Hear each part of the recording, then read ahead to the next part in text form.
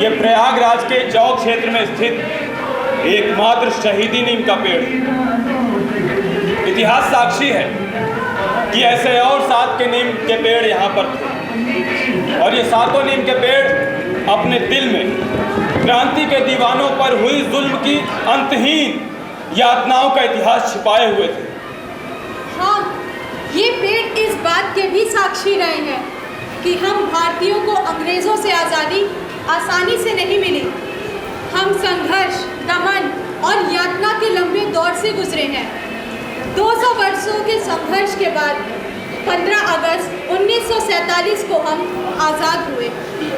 आप में से बहुत से लोग शायद ये नहीं जानते होंगे कि 10 जुलाई 1857 को इन्हीं नीम के पेड़ों पर 864 भारतीयों को लटका दिया गया था। खुदाबख्श, कल्लू, दयाल, अमीर चंद, मीर सलामत अली, लाल खां और हसन खां को इन्हीं नीम के पेड़ों पर अलग अलग तारीखों में अंग्रेज सरकार द्वारा लटका दिया गया था। उनमें से बहुत से लोग बेगुनाह और मासूम थे। हाँ, उस समय इस स्थान पे लोग सिर्फ तमाश बिन बनकर आ गए थे, पर अंग्रेज सरकार ने उन क्रांतिकारियों के कारनामों को दबाने के लिए और आम जनता में खौफ पैदा करने के लिए न केवल कई सौ लोगों को इस नीम के पेड़ों पर फांसी दी, वरन उनकी लाशों को कई दिनों तक लटका रहने दिया। पर उस समय का इलाहाबाद आज के प्रयागराज जैसा नहीं था। शहर का क्षेत्र कोतवाली तक ही था और तब सिविल लाइंस भी नहीं था। तब सिविल लाइंस की जगह 8 गांव थे जो सन 1770 से 80 के बीच बसाए गए थे और वहां लगभग 10,000 मुस्लिम मेवाती रहते थे। और इन मेवातियों ने ही 24 मई 1857 को प्रयागराज में अंग्रेजों के विरुद्ध स्वतंत्रता संग्राम का पहला मोर्चा खोला।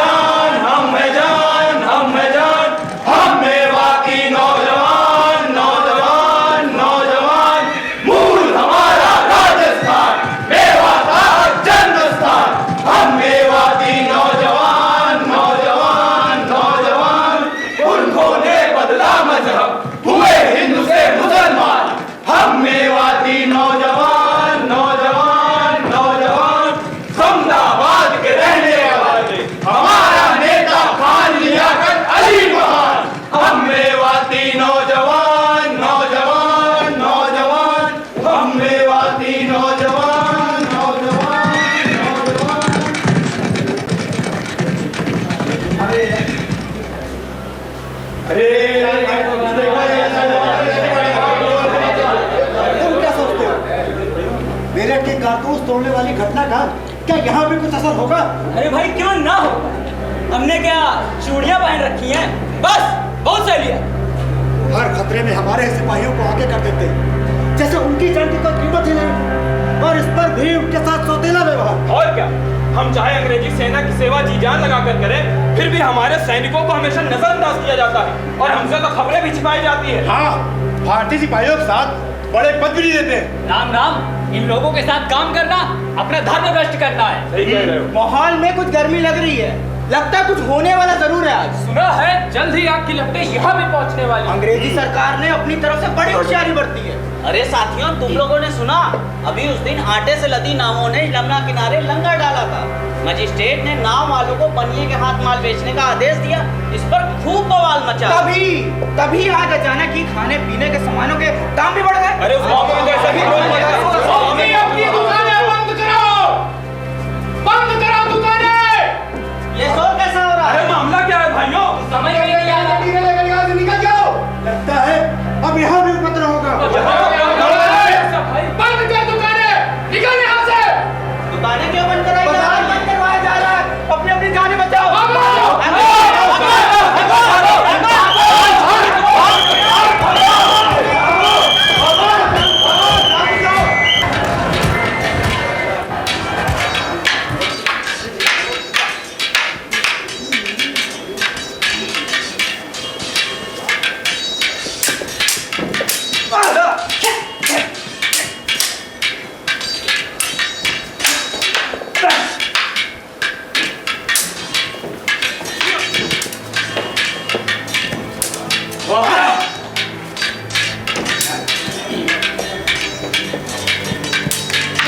खूब, बहुत खूब। हमारी कोशिशें रंग ला रही। 10 मई को हमने मेरठ में विद्रोह किया और 12 मई को दिल्ली पर कब्जा कर लिया। अब जंग आजादी का बिगुल इलाहाबाद के लिए बजाना और इसके लिए हमें आप सबकी मदद की आवश्यकता है। हमें ऐसे साथी चाहिए जो अपनी जान की परवाह किए बगैर इस लड़ाई में वाह, उम्दा, उम्दा। इस जज्बे को ऐसे ही बनाए रखना और तलवार की धार को ऐसे ही पहनी रखना। इस देश की आजादी को तुम जैसे नौजवानों के जज्बे की बहुत जरूरत है। हुक्म दीजिए मौलवी साहब, इलाहाबाद की रियाया आपके हुक्म की तामील करेगी। का शहरी और का देहाती सब आपके साथ है मौलवी साहब। यहाँ तक कि चाहे सेना का जवान हो या किसान हो, सब आपके एक इशारे पर अपन जान तक न्यौछावर करे खातिर तैयार हैं। अब चाहे शहर हो अथवा गांव, शहर के चप्पे चप्पे से इन फिरंगियों को खदेड़ भगाना है। हाँ हाँ, ये हमारा शहर है, हम इसके मालिक हैं, हम इसे वापस लेके रहेंगे। हम हैं इसके मालिक, हिंदुस्तान हमारा। हम हैं इसके मालिक, हिंदुस्तान हमारा। इसकी सहानियत से रोशन है जग सारा। हम हैं इसके मालिक, हिंदुस्तान हमारा। हम हैं इसके मालिक, हिंदुस्तान हमारा। खुशी की बात यह है मौलवी साहब कि हम लोगन की इस योजना में इलाहाबाद के जमींदार भी पूरे तन मन धन से साथ दे रहे हैं। इतना ही नहीं मौलवी साहब, इस क्रांति में दुआबा क्षेत्र के किसान भी हमारा साथ दे रहे हैं। और इससे भी बड़ी खुशी की बात यह है कि लघु गोस्वामी भी हमारे साथ कंधे से कंधा मिलाकर चलने को तैयार हैं। पर सुना है मांडा, राजा दहिया बारा और राजा करछना ने हमारा साथ देने से इनकार कर दिया है। अरे वे अंग्रेजों को ही अपना बादशाह मान रहे हैं। अरे मानेंगे काहे नहीं भाई, कोई अंग्रेजन के तलवे चाटेंगे तो क्या पता अंग्रेजी सरकार खुश होकर इनाम दे दे। पर हम अभी भी तो अंधेरे में ही तीर चला रहे हैं। तीर नहीं चला रहे मियां, दिया जला रहे हैं। उम्मीद का दिया, एक दिए से दूसरा, दूसरे से तीसरा और तीसरे से चौथा, ऐसे ही अनगिनत दिए चलते चले जाएं। ये ठीक है कि रास्ता दुश्वार है, मंजिल का पता नहीं, लेकिन हमें पता है हमारा लक्ष्य क्या है। इन अंग्रेजों को हिंदुस्तान से भगाना है। जुट जाएंगे, भिड़ जाएंगे, दुश्मन को दूर भगाएंगे। हम नौजवान भारत के हैं। देश आजाद कराएंगे, आजाद कराएंगे, देश आजाद कराएंगे, आजाद कराएंगे, देश आजाद कराएंगे, आजाद कराएंगे।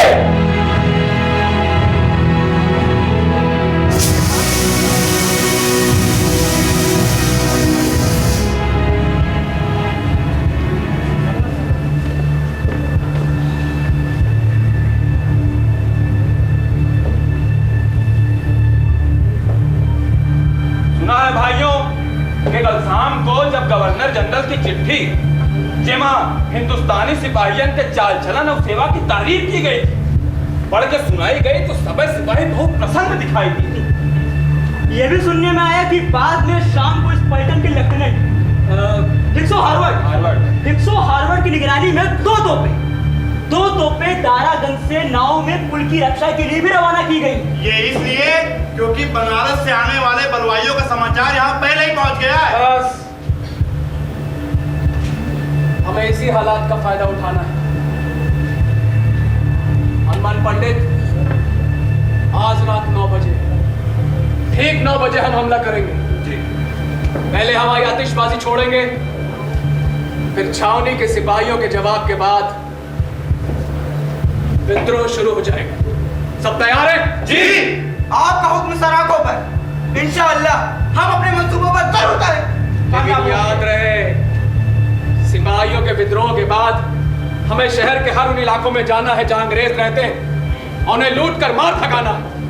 साथ ही अंग्रेजों से नामे बगावत का झंडा बुलंद करने वाले रामचंद्र की मदद से अपने बागी 3000 हिंदुस्तानी सैनिकों को आजाद भी कराना है। तैयार है सब? हाँ हाँ, हम सब तैयार हैं। चलो। हर हर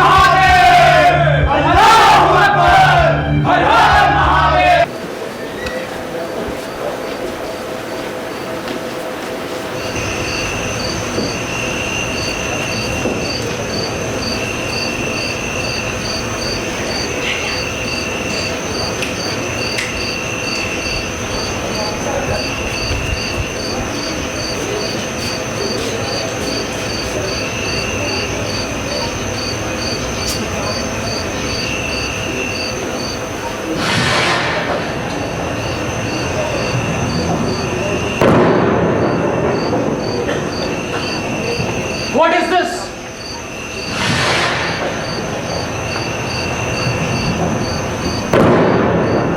हर हर महादेव! अल्लाहू अकबर! हर हर Mahadev! Hey! What is going on here? फिरंगियों, हमारा शहर खाली करो, वरना हम यहाँ खून की नदियाँ बहा देंगे। Shut up, you bloody creep! अपने हथियार वापस करो, वापस जाओ। I said follow my instruction immediately.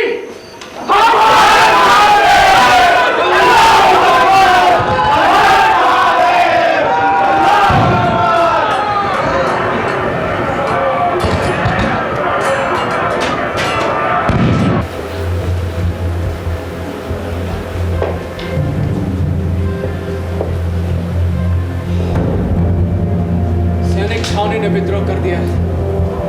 हमारी योजना सफल रही। अब हमें अलोपी बाग की तरफ बढ़ना होगा। वहां लेफ्टिनेंट अलेक्जेंडर कुछ सैनिकों के साथ तैनात है। उसे मारकर हम शहर में दाखिल हो जाएंगे।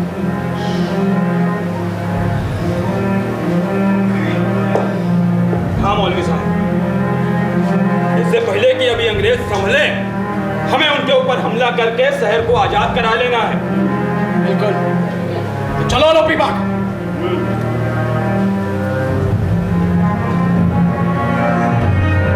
हेलो हेलो, मैं लेफ्टिनेंट हावर्ड बोल रहा हूँ। यहाँ सेना के सिपाहियों ने विद्रोह कर दिया है। वो जल्दी ही शहर पहुँचने वाले होंगे। उन्हें देखते ही गोली मार देना। Over and out.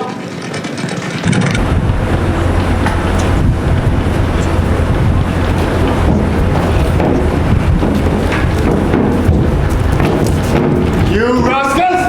तुम लोग यहाँ पे पहुँच गया।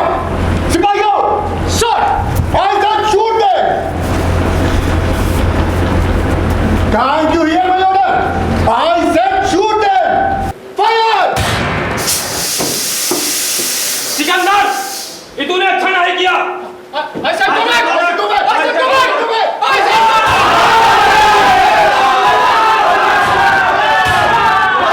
गए! जीत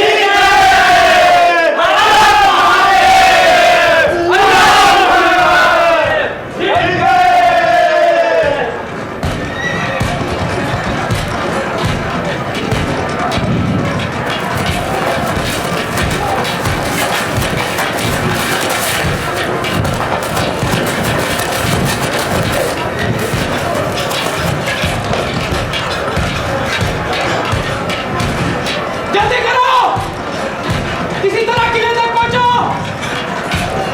तभी अपनी जान बच सकती है। भागो! Oh, that was horrible. God save us. God save us. चलो, चलो।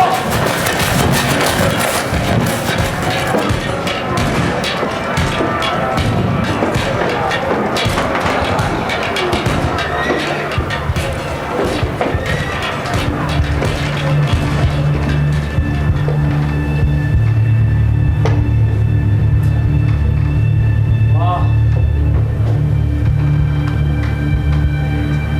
बहुत उम्दा। छावनी के सिख सैनिकों ने इनको पहले ही इन गोरों ने बंद कर दिया था ताकि वे विद्रोह न कर सके। बाद में पलटन 6 के सिपाहियों को डराकर उनसे हथियार भी छीन लिए और किले के बाहर कर दिया। हिंदुस्तानी सिपाहियों के साथ दोहरा व्यवहार इस विद्रोह का कारण बन रहा है। ये तो एक तरह से ठीक ही है। वो हमारे अपने भाई जैसे हैं। उनका हमारी सेना में स्वागत है।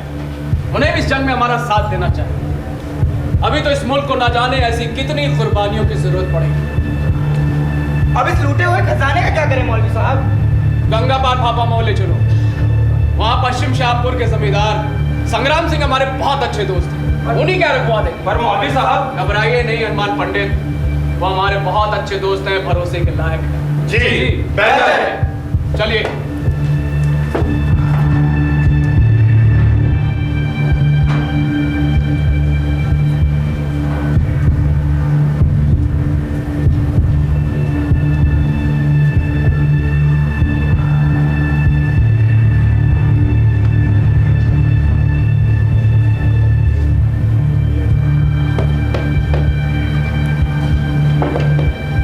तैयार हो साथियों?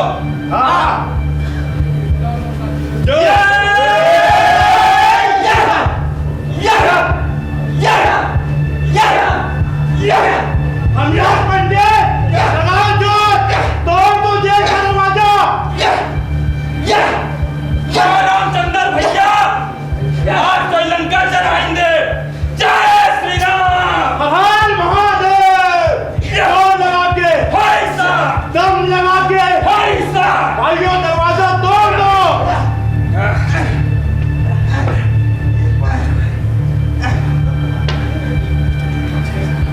हनुमान पंडित, हमें डर कैसा?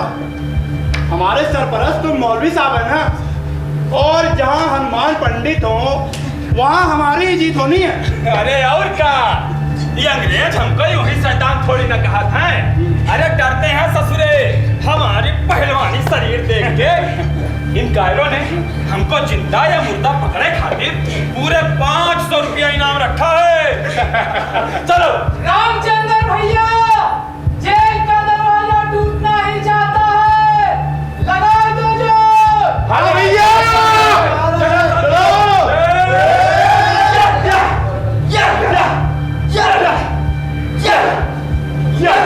साथियों एक बार पीछे।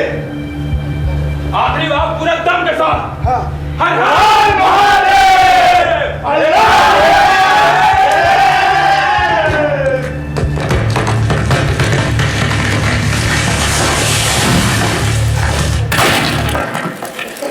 जीत गए भाई, जीत गए, हम कोतवाली जीत गए। जीत गए भाई, जीत गए, हम कोतवाली जीत गए। जीत गए भाई, जीत गए, हम कोतवाली जीत गए। साथियों, आज से ही कोतवाली पर अपना झंडा गाड़ दो।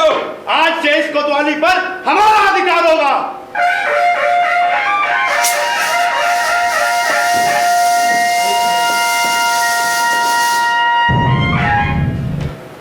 मेरे जाबाज सिपाहियों, यह आपका अपने मुल्क के लिए बेशुमार मोहब्बत ही है कि काफी दिनों की मशक्कत के बाद आज हम सब ने भरवारी रेलवे स्टेशन पर कब्जा कर लिया है। जैसा कि आप सब जानते हैं, भरवारी रेलवे स्टेशन शहर में घुसने का एक मात्र रेल मार्ग है। अंग्रेजी सेना इसी रास्ते से शहर में घुसती है। लेकिन अब अगर अंग्रेजी सेना ने ऐसी हरकत की तो उन्हें मुंह की खानी होगी।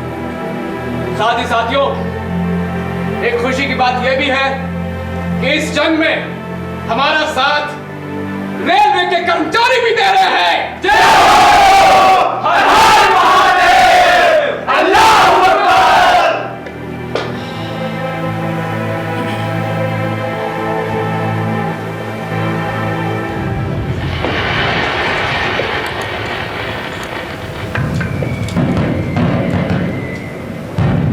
आज मौलवी लियाकत अली के नेतृत्व में इलाहाबाद को स्वतंत्र घोषित कर दिया गया है।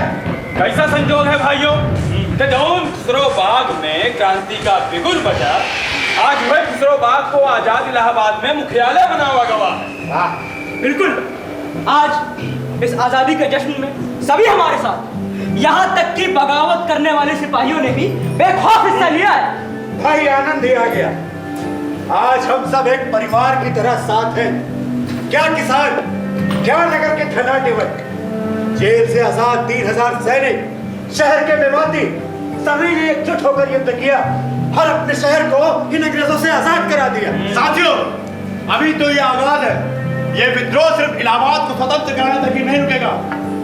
क्रांति की इस मशाल को जलाए रखना है। हमें इस मुल्क से अंग्रेजों को बाहर निकालना है। और ये अंग्रेज भी चुप बैठने वालों में सुना ही है। जल्द ही वो हम पे हमला करने की योजना बनाए रहे होंगे, इसलिए हमें अपनी एकता को बनाए रखना है। याद रखना साथी, कोई लालच, कोई भय अब हमें तोड़ नहीं सकता। आज 7 जून 1857 का दिन इतिहास के पन्नों पर सुनहरे अक्षरों से लिखा जाएगा। आज हमारा इलाहाबाद अंग्रेजी हुकूमत से आजाद हुआ है। बादल सा निकला ये दलमत वाला रे, हम मस्तों से आन मिले कोई हिम्मत वाला रे। बादल सा निकला ये दलमत वाला रे, हम मस्तों से आन मिले कोई हिम्मत वाला रे। बिजली सी तड़पन नस नस में, आज नहीं हम अपने बस में, खून में लहर ले रही जीवन जाला रे। बादल सा निकला ये दलमत वाला रे, हम मस्तों से आन मिले कोई हिम्मत वाला रे। बादल सा निकला ये दलमत वाला रे।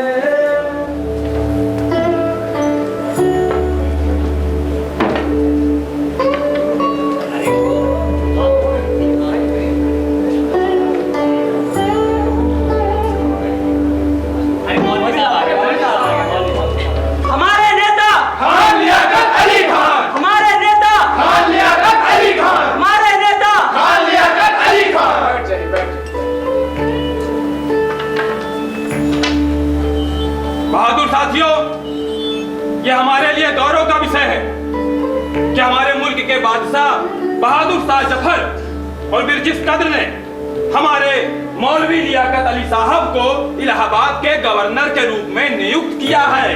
मुबारक हो, मुबारक हो, मुबारक हो।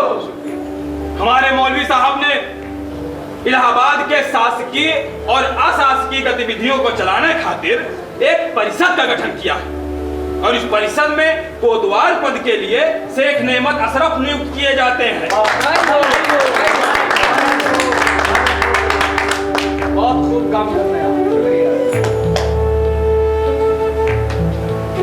श्री सुखराय को तहसीलदार नियुक्त किया जाता है। सुखराय साहब, भाई हम हनुमान पंडित जी को कैसे भूल सकते हैं?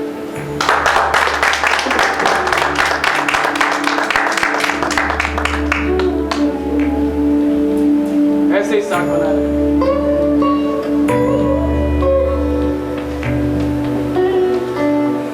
रामचंद्र जी,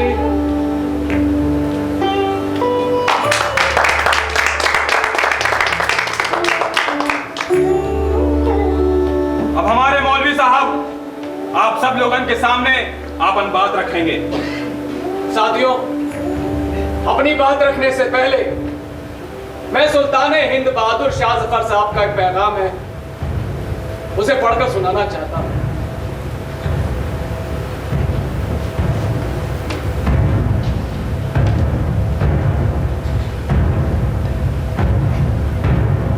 भारत के हिंदुओं और मुसलमानों उठो, भाइयों उठो। परमात्मा के सभी वरदानों में स्वराज जी उसका दिया सर्वोत्तम वरदान है। जिस शैतान ने उसे हमसे छीन लिया है, देखें वो कब तक इसे संभाल सकता है। साथियों, अभी हमारी मंजिल बहुत दूर है। जैसा कि आपको सब पता है कि हमारा संगठन बहुत अस्थायी है, लेकिन हमारा लक्ष्य, अगला लक्ष्य अकबर के किले पर कब्जा करना है। याद रहे, ये अंग्रेज शांत होकर बैठने वालों में से नहीं है।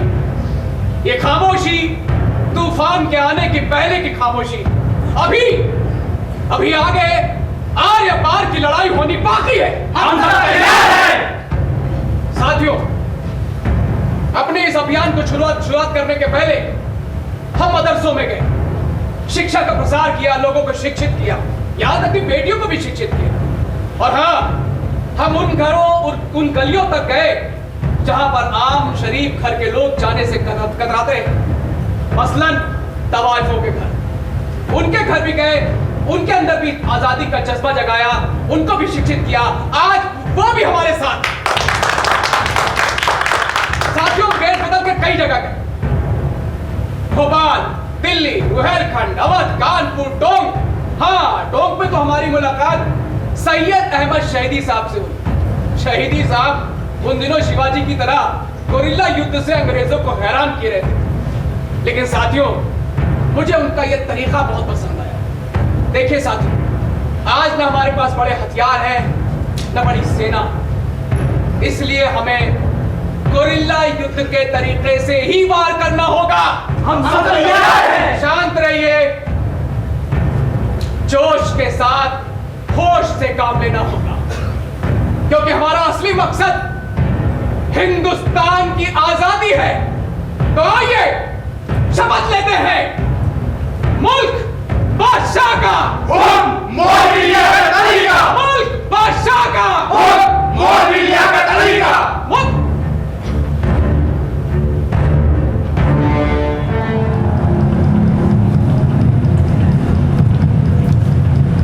इलाहाबाद में क्रांतिकारी 3 ग्रुप्स में डिवाइड है। फर्स्ट, दारागंज के लड़ाकू पंडित, जो हमें मारकर किले पर आसानी से कब्जा कर सकता है। सेकेंड, शफी खान मेवाती के घर पर जुड़ी पंचायती मेंबर, जिसपे हथियारबंद सैनिक और गांव की भोली भाली जनता है। थर्ड, मौलवी के लीडरशिप में तैयार लड़ाकू दस्ते, जहां रामचंद्र के गाइडेंस में भी खूंखार लड़ाकू दस्ता तैयार किया गया है। अली है, मौलवी लियाकत अली है। सर, मौलवी की पकड़ मौलवियों, स्टूडेंट्स और यहाँ तक प्रोस्टिट्यूट तक भी उसकी पहुँच है। वो उनसे इस बाइक करवाता है। और इससे भी डेंजरस बात यह है कि मौलवी ब्रिटिश आर्मी में रहकर आर्मी के सारे मूवमेंट स्ट्रैटेजी सीख कर क्लेवर हो गया, इसीलिए उसे आर्मी से निकाल दिया। और सुना है इन दंगाइयों ने किले पर कब्जा करने की योजना बनाई है।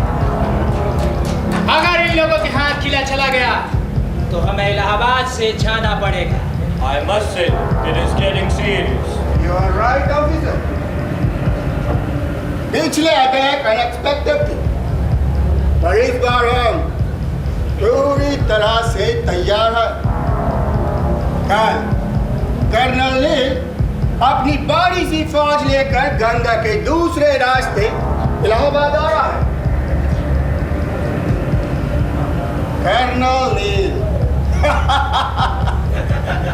कर्नल नील सब कुछ कंट्रोल कर लेगा। Let these bastards come.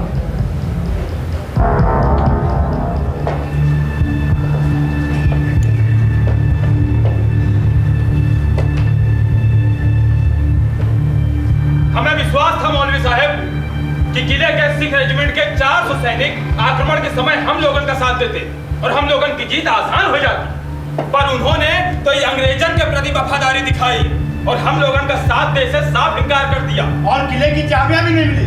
उस खत्री परिवार ने न केवल चाबियां देने से इनकार कर दिया, वरन हमारे दोनों सिपाहियों के साथ विश्वासघात कर उनकी हत्या करवा दी। अब क्या करें मौलवी साहब, किले तक पहुंचना तो नामुमकिन सा लग रहा है, और ये अंग्रेज ये चौकन्ने हो गए। सोलह क्या हुआ जो सिख रेजिमेंट ने साथ नहीं दिया? क्या हुआ जो हमारे अपनों ने हमें धोखा दिया? अंग्रेज चौकन्ने हो गए तो क्या हुआ? हम भी पूरे दमखम के साथ तैयार हैं। याद रखिए साथियों, बड़ी सेना और बड़े हथियारों से युद्ध नहीं लड़ा जाता है, युद्ध लड़ा जाता है हौसलों से। सही कहा मौलवी साहब। महाभारत के युद्ध में भी कौरवों के विशाल सेना के आगे पांडव की छोटी सी सेना ने विजय प्राप्त कर ली थी। बिल्कुल ठीक पंडित जी, आप बिल्कुल ठीक कहते हैं। हमारा मकसद पाक है, हम ही जीते। मौलवी साहब, कोई खातून नहीं है।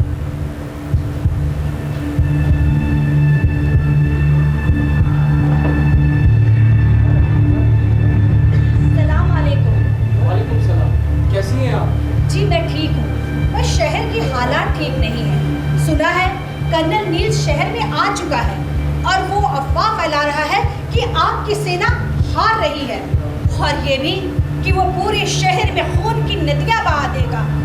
हुजूर, लोग डरे हुए हैं। उसके आदमी जगह जगह जाकर लोगों को डरा रहे हैं, धमका रहे हैं और कह रहे हैं अगर लोगों ने आपका साथ दिया तो वो उन्हें जिंदा जला देंगे, और तो और बच्चे और औरतों को भी नहीं बख्शेंगे। मौलवी साहब, लोग डरे हुए हैं और उनकी अफवाहों पर यकीन कर रहे हैं। हाँ, आप सब सावधान हो जाइए। आपने बहुत अच्छा काम किया, अल्लाह आपकी हिफाजत करे। लेकिन अभी आप यहाँ से जाएं, कहीं अंग्रेजों के सिपाही आपके पीछे न लगे। हुजूर, आपने हम तवाइफों को इज्जत बख्शी, सम्मान का दर्जा दिया, हमें पढ़ाया लिखाया। हमारी सारी बहनें आपके एक इशारे पर अपनी जान कुर्बान करने को तैयार है। आप हुक्म करें सरकार। आप सबकी मदद से ही हम आज़ाद हो पाए, लेकिन अभी आप जाएं और अपना ठिकाना बदल लें। जी कहीं अंग्रेजों के जासूस आपके पीछे न लगे। जी, बहुत अच्छा। खुदा हाफिज। खुदा हाफिज।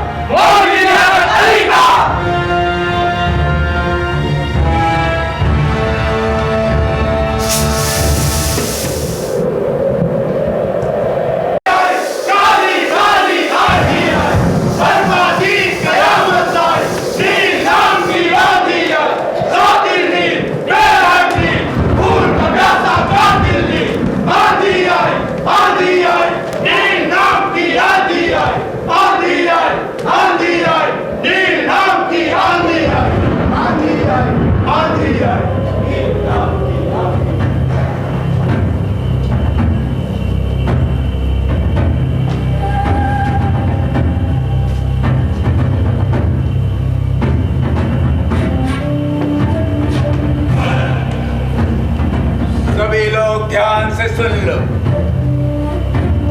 वो मौलवी और उसके बलवाई साथी मेरे हाथों से बच के जा नहीं सकते।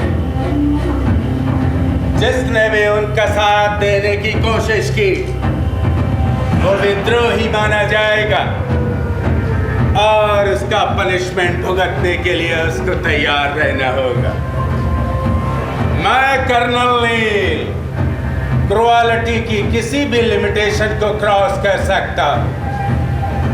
कल 17 जून हमारी फोर्स टाउन से गुजरकर खुसरोबाग पर तोपों से हमला करेगी। अगर किसी ने उस मौलवी का साथ देने की कोशिश की तो मैं पूरे शहर को मुर्दा घर में तब्दील कर दूंगा। मौत का ऐसा तांडव होगा जैसा पहले कभी किसी ने एक्सपीरियंस नहीं किया होगा। हम बहुत जल्द उस मौलवी को पकड़कर फांसी के फंदे पे लटका देंगे और यहाँ की सत्ता फिर से हासिल कर लेंगे।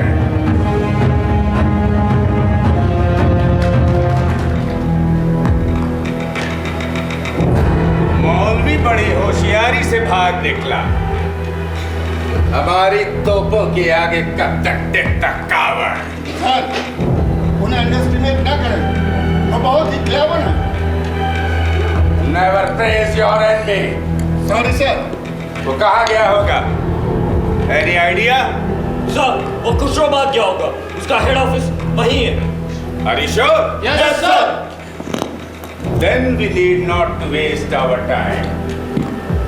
कल 17 जून को खुशरोबाग पर तोपों से हमले की तैयारी करो। Yes sir.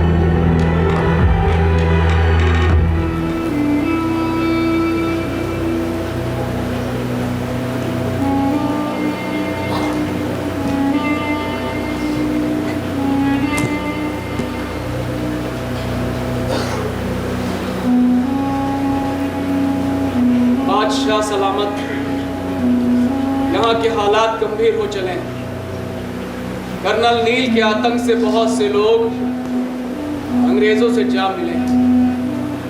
उन्होंने शहर में ऐसी हवा उड़ा दी है कि अंग्रेज लोग सारा शहर तोप से उड़ाने वाले। और ये सबको सच लगे इसके लिए उन्होंने ऐसी घोषणा कर दी है कि सब अपने घर छोड़कर जान बचाकर भाग रहे हैं। मेरे आश्वासन पर ध्यान न देते हुए शहर वीरान हो चला है। अजीब अफरा तफरी मची हुई है।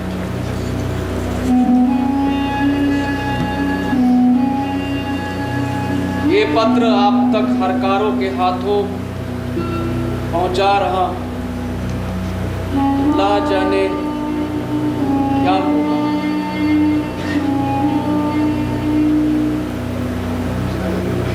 खुदा हाफिज।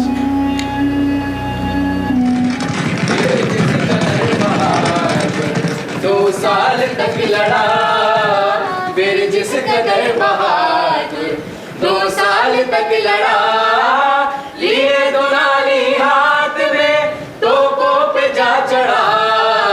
मुर्चे पे घूमता था दहशत नहीं जरा, मुर्चे पे घूमता था दहशत नहीं जरा।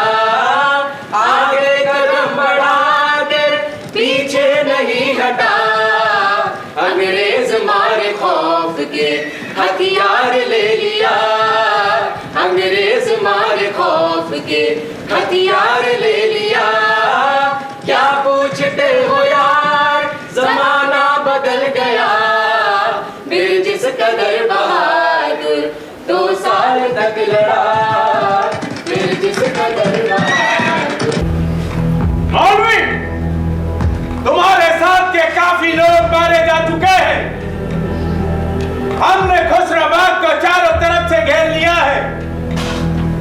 अगर आज शाम तक तुमने अपने साथियों के साथ सरेंडर नहीं किया तो हम पूरे खुसरोबाग को तोपों से उड़ा देंगे और पूरे शहर में आग लगा देंगे और इसका जिम्मेदार सिर्फ तुम होगे।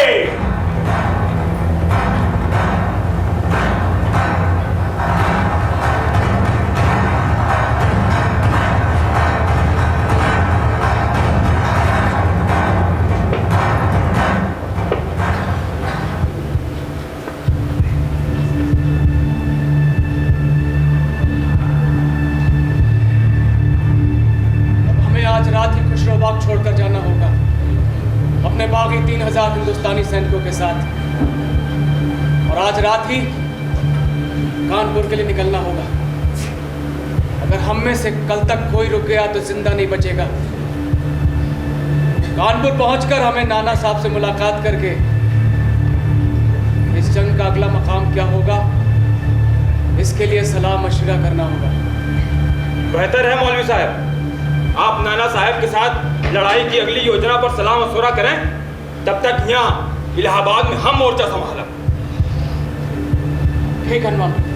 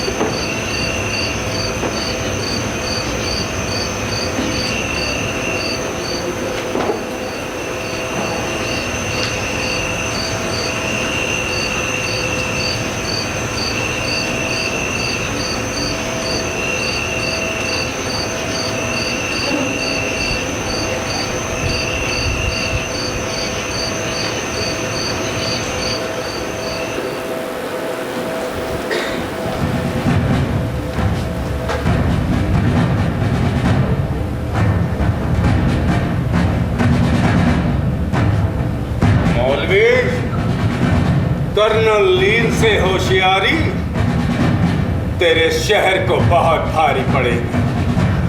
आग लगा दो पूरे शहर को, किसी को मत छोड़ना। औरत, बच्चे, बूढ़े सबको पकड़ के फांसी पे लटका दो। जाओ।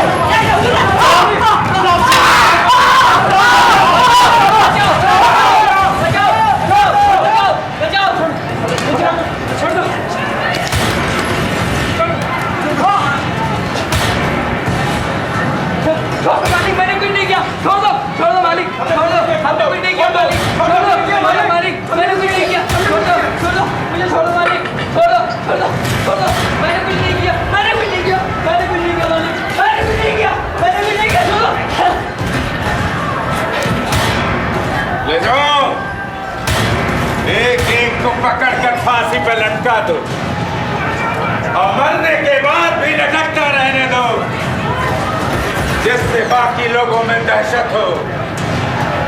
उस मौलवी का साथ देने की सजा सबको मिलनी चाहिए।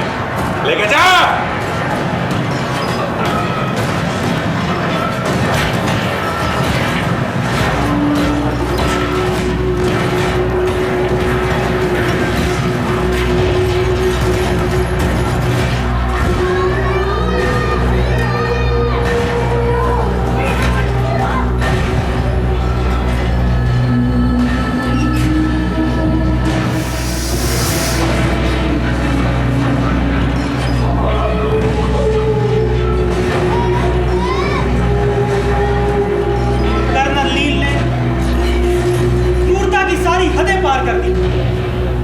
औरतों और बच्चियों के साथ सामूहिक दुष्कर्म करके उनकी लाशों को फेंक दिया जाता, बस्तियों में आग लगा दी जाती, और उस आग से जिन्होंने बचने की कोशिश की, सिपाहियों ने उन्हें ठेल ठेल कर आग में झोंक दिया।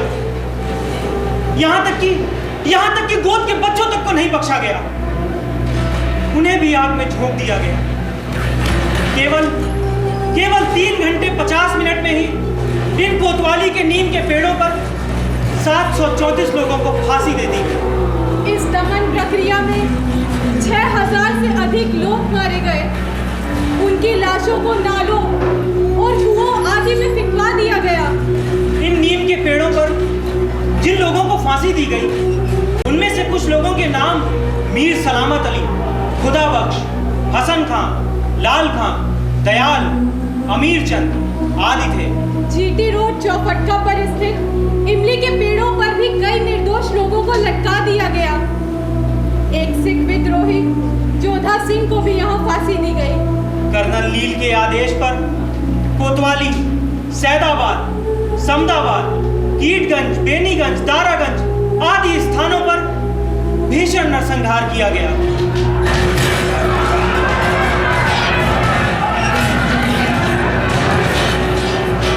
इस तरह 4-5 दिनों तक पूरे शहर में मौत का तांडव होता रहा। नील की क्रूरता ने मानवता को शर्मसार कर दिया। 15 जून को कीटगंज, मुट्ठीगंज, 17 जून को कोतवाली और 18 जून को सिविल लाइंस स्टेशन, सैदाबाद और रसूलाबाद पर अंग्रेजों ने पुनः अपना अधिकार कर लिया। गंगा पार का उपद्रव शांत होने में समय लगा। विद्रोह के समाप्त होने पर विद्रोहियों को कड़े दंड दिए गए। मुख्य विद्रोहियों के मुकदमे सुनने के लिए 4 अफसरों की कमीशन बैठी। दोषियों को कड़े दंड सुनाए गए और उनकी जायदाद जब्त कर ली गई। और वहीं दूसरी ओर अंग्रेजी सरकार का साथ देने वालों को ऊंचे ओहदे, सालाना माल गुजारियां और सरकार की नजरे इनायत मिलती रही। इस तरह आजादी का यह पहला विद्रोह 1.25 वर्ष के भीतर समाप्त हो गया। ईस्ट इंडिया कंपनी के राज्य अधिकार का भी अंत हुआ और देश में क्वीन विक्टोरिया का राज शुरू हुआ।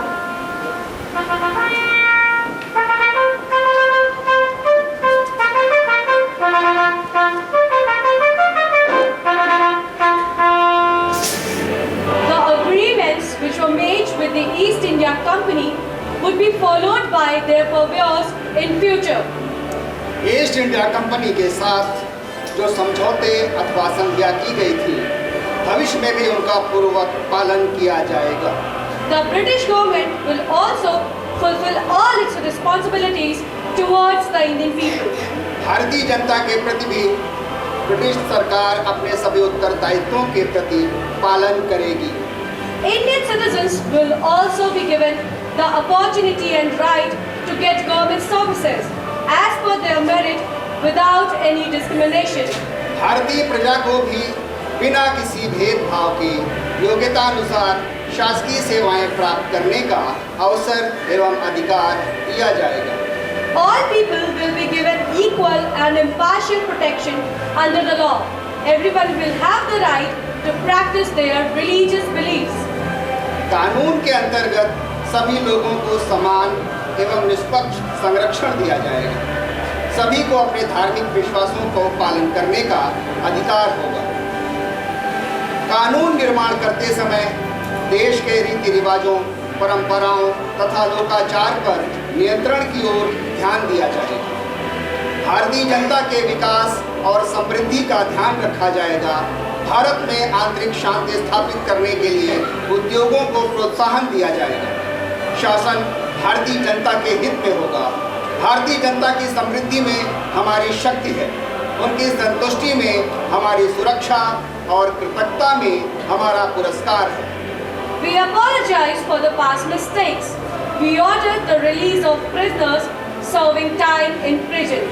पुरानी भूलों के लिए हम क्षमा चाहते हैं।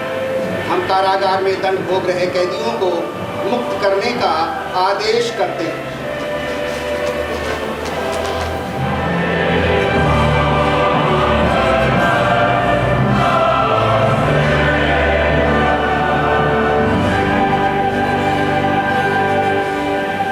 भैया, इसे ही कहते हैं कुएं से निकल के खाई में गिरना। पूरा पत्र चाशनी में पका हुआ है पर नतीजा गोल गोल। बड़ी चतुराई से उन मुद्दों पे मलहम लगाने की कोशिश की गई है। अरे जिन मुद्दों से भारतीय जनता भड़की हुई है, यही तो कुछ पदों पर भारतीयों की भी नियुक्ति की जाएगी। बड़ी चतुराई से जो है हमारी धार्मिक भावनाओं और आस्थाओं को कह रहे हैं ठेस भी नहीं पहुंचाएंगे। कारागार से ईंधनगाहियों को रिहा कर देने का आश्वासन भी दिया गया है इस पत्र में। अरे और तो और हम भारतीयों को खुश करने के लिए ना आज 1 नवंबर सन 1858 को इलाहाबाद को भारत की राजधानी बनाने का तोहफा भी दिया गया इस पत्र में। क्वीन विक्टोरिया के शासन में हमें आज़ादी के लक्ष्य से कोसों दूर कर दिया। पर याद बुझनी नहीं चाहिए। कोई भी शासन, कोई भी लालच या कोई तोहफा हमें हमारे लक्ष्य से हटा नहीं सकता। ये देश हमारा है और हम इसे लेकर रहेंगे।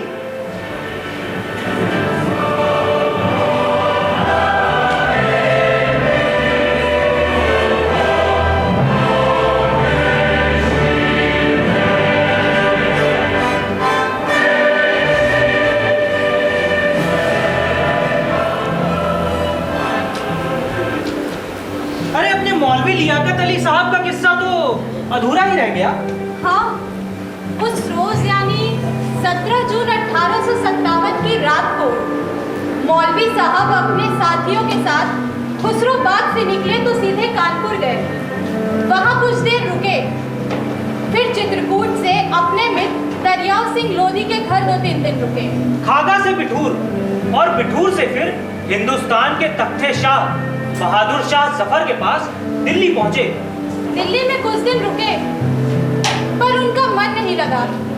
ऐसे में बादशाह ने मौलवी साहब को बंबई प्रांत के सचिन रियासत के नवाब के यहाँ भिजवा दिया।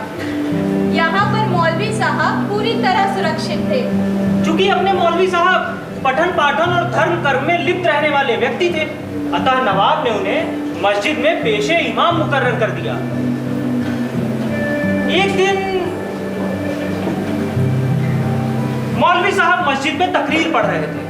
ईद के नमाज के मसाइल अपनी जगह पे है कि 2 रकअत नमाज पढ़ी जाएगी। अल्लाह के नबी सल्लल्लाहु अलैहि वसल्लम के दौर में दोनों ईदों की नमाज मदीना से बाहर मैदान में आके पढ़ी जाती थी। मैदान में अल्लाह के नबी सल्लल्लाहु अलैहि वसल्लम निकलते थे और मैदान में अल्लाह के नबी सल्लल्लाहु अलैहि वसल्लम। ये आवाज तो कुछ जानी पहचानी सी लगती है, कहीं सुनी हुई। अरे ये अपने अब्दुल करीम साहब है, अपने बकीर अली नवाब के जान पहचान वाले।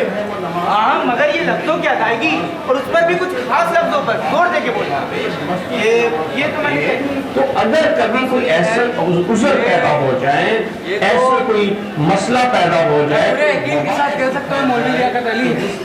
मौलवी लियाकत अली? हाँ। अरे भाई वो तो कई साल पहले ये मेजर बरकली की लड़ाई से हार कर कहीं फरार हो गए थे। हाँ, उड़ती उड़ती खबर तो मैंने भी सुनी है कि वो पहले सूरत गए और उसके बाद लाजपुर में भूमिगत रह रहे। नहीं है, पर ऐसा नहीं है। काफी बदले से नहीं लग रहे हैं। इन जनाब का नाम तो अब्दुल करीम है और ये जनाब बाकिर अली के मेहमान हैं। तो नहीं मौलवी साहब को मस्जिद में पेशे इमाम मुकर्रर कर दिया। तो एक बार फिर गौर से देखो और फैसला करो। किसी उज़र की वजह से इस ईद की नमाज को घरों में भी पढ़ा जा सकता है। ईद की नमाज जो है वो वही है। तो फिर चलो अंग्रेजी पुलिस को इत्तला कर देते हैं। हाँ, चलो।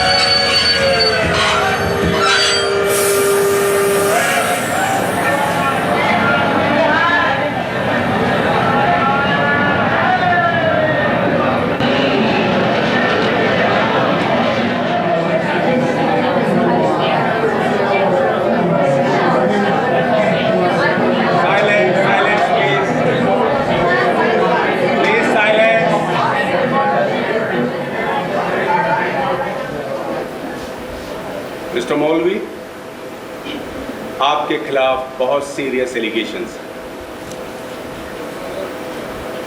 आपने ब्रिटिश हुकूमत के खिलाफ आवाम को भड़काया है, ब्रिटिश ऑफिसर्स की हत्या की है, सरकारी खजाना लूटा है, शहर कोतवाली पे कब्जा कर सिपाहियों को मारा है, पब्लिक प्रॉपर्टी को डैमेज किया है। इसके अलावा और भी बहुत सारे एलिगेशंस हैं आपके खिलाफ जो कतई माफ़ी के लायक नहीं। आप अपनी सफाई में कुछ कहना चाहते हैं? मैं फांसी या सजा के डर से झूठ नहीं बोलूंगा। हाँ, मैंने अंग्रेजों को मारने का कोई मौका नहीं गंवाया, साथ ही जनता को विद्रोह के लिए उकसाया भी है। इसका मतलब आप एडमिट करते हैं कि आप ट्रेटर हैं, गद्दार हैं। आप जैसे इंसान को जिंदा रहने का कोई हक नहीं है, इसलिए अदालत आपको सजाए मौत का हुक्म सुनाता है। Hang till death. Silence, silence. Yes. ऐसा नहीं है। ये मौलवी साहब एक नेक इंसान है। He is a nice man. मैं मौलवी साहब के फेवर में कुछ कहना चाहती हूँ। Please proceed. Thank you. My lord, मौलवी साहब ने जो कुछ भी किया अपने सिटी को ईस्ट इंडिया कंपनी से आजाद करवाने के लिए किया, but he did not do anything wrong. जहाँ हमारे अपने ऑफिसर्स ने सुबह के सारे लिमिट क्रॉस कर दिए, लोगों को जलाकर मार डाला, इंडियन विमेंस के साथ सोल्जर्स ने गैंग रेप किया। इतना ही नहीं, जब लेडीज अपनी डिग्निटी और लाइफ सेव करने के लिए पेड़ों पर चढ़ गई तो उन्हें खींचकर नीचे उतारा, उनका रेप किया और उन्हें जान से मार दिया। यहाँ तक कि गोद के बच्चों को छीनकर उन्हें आग में फेंक दिया गया। Oh God, my lord, thousand of innocent people को पेड़ से लटकाकर फांसी दे दी गई। ऐसे समय में भी मौलवी साहब ने हम ब्रिटिश विमेंस को पूरे रिस्पेक्ट के साथ सेफली अपनी फैमिली से मिलवाया। यस माय लॉर्ड, मैं भी कुछ कहना चाहती हूँ। You may. My lord, if we are safe today तो वो मौलवी की गुड इंटेंशंस की वजह से। आज हम कुछ ही ब्रिटिश विमेन आपके सामने स्टेटमेंट दे पाने का करेज कर पाए हैं। हु नोस कितने सारे बच्चों और विमेन्स को मौलवी साहब ने सेफली उनके घर तक पहुंचाया होगा। We request you to show some leniency towards him. और कुछ नहीं, हम इंग्लिश विमेन की जान और इज्जत को ध्यान में रखते हुए ये डिसीजन लिया जाए। Thank you my Lord.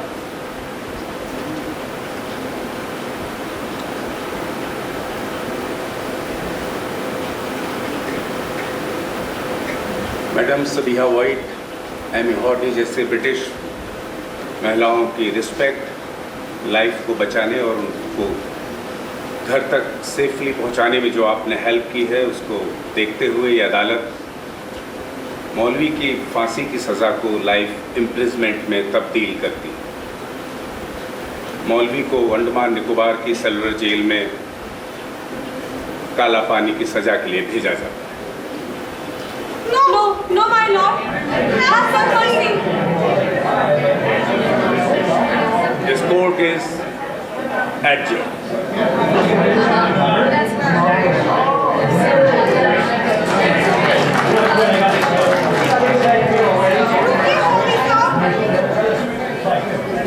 Sorry, मौलवी साहब, हमारी टेस्टिमनी भी आपको सेव नहीं कर पाई।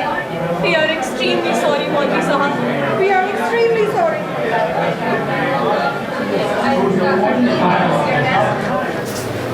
लगता नहीं है दिल मेरा उजड़े दयार में, किसकी बनी है आल में ना पाएदार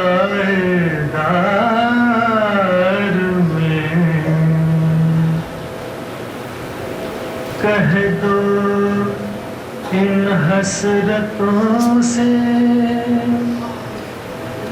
कहीं और जा बसे इतनी जगह कहाँ है दिलदार दार में इतनी जगह अब्बू मुझे ढूंढो। अब्बू मुझे ढूंढो, मैं कहाँ हूँ? अब्बू मुझे ढूंढो, मैं कहाँ हूँ?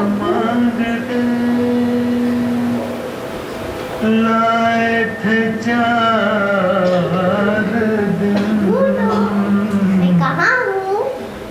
तो आरज़ू में कट गए दो इंतज़ार में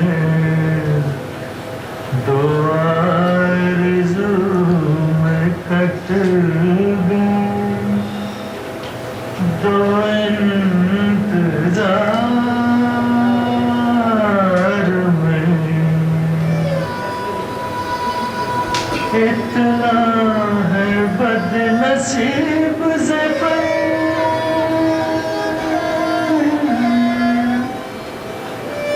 दफ़न के लिए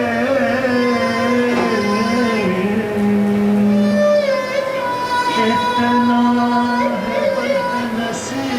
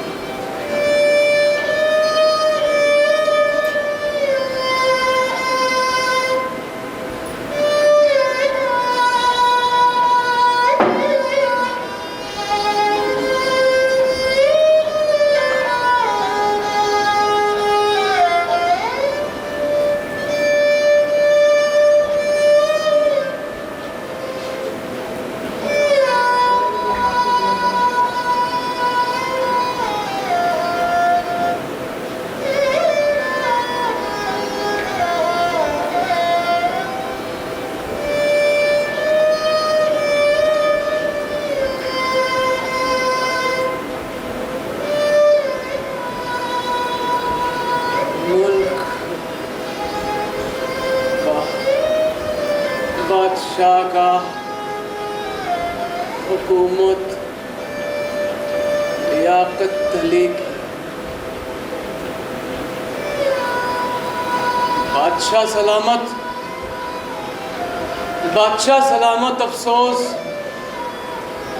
अफसोस में आज़ादी का सपना पूरा नहीं कर पाया और ये गुलामी का बोझ अपने सीने में दबाए ही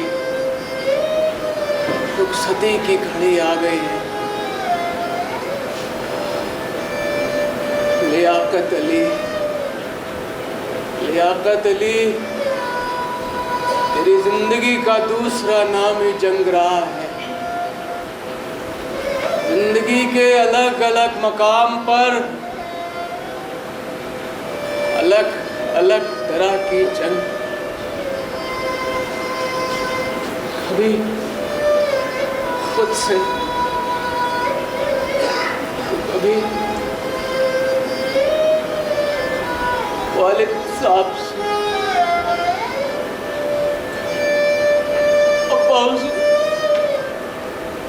अब्बा हुजूर मुझे माफ कर दीजिएगा अब्बा हुजूर, मैं लायक बेटे होने का फर्ज अदा नहीं कर पाया। अबू कहाँ हो? कहाँ हो आप? अबू जाइए, हम आपसे नहीं बोलेंगे, हम आपसे खफा हैं। नहीं बेटिया, याद है हमने आपसे कहा था अपनी लाडली बिटिया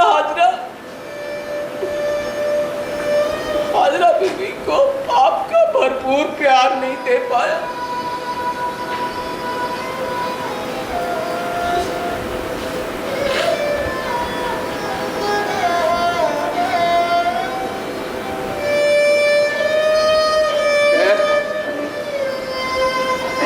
सब बातों को दरकिनार कर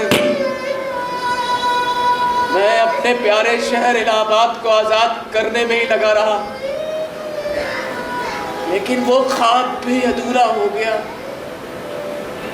वो ख्वाब भी अधूरा हो गया। इस अंग्रेजी सरकार ने हमें दंगाई, बलवाई, हत्यारा, न जाने क्या क्या कहा, लेकिन मेरे देशवासियों, आप इन अंग्रेजों के दमन और अत्याचार को कतई मत भूलिएगा। मत भूलना उन नाम शहीदों की कुर्बानियों को जिनके नाम बाद में गुम ही रहेंगे। और मत भूलना उस नीम के पेड़ को जिसकी शाखों पर बेगुनाह लोगों को फांसी पर लटका दिया गया।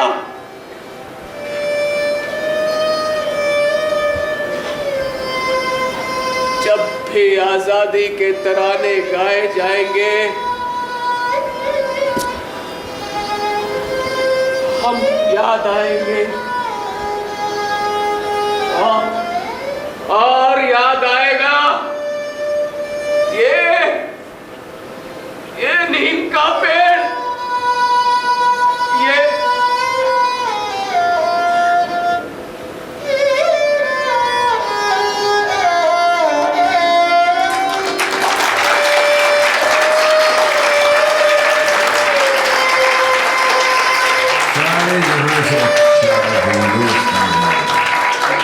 हम बुलबुलें हैं उसकी, ये गुलसितां हमारा। गुर्बत में हूँ अगर हम, रहता है दिल वतन में। समझो वहीं हमें भी दिल हो जहाँ हमारा। पर्वत वो सबसे ऊंचा, हमसाया आसमां का। वो संतरी हमारा, वो पासमां हमारा। गोदी में खेलती हैं इसकी हजारों नदियाँ। गुलशन है जिनके दम से रश्के जिना हमारा। आबे रोज़े गंगा वो दिन याद उतरा तेरे किनारे जब कारवां हमारा। मजहब नहीं सिखाता आपस में बैर रखना।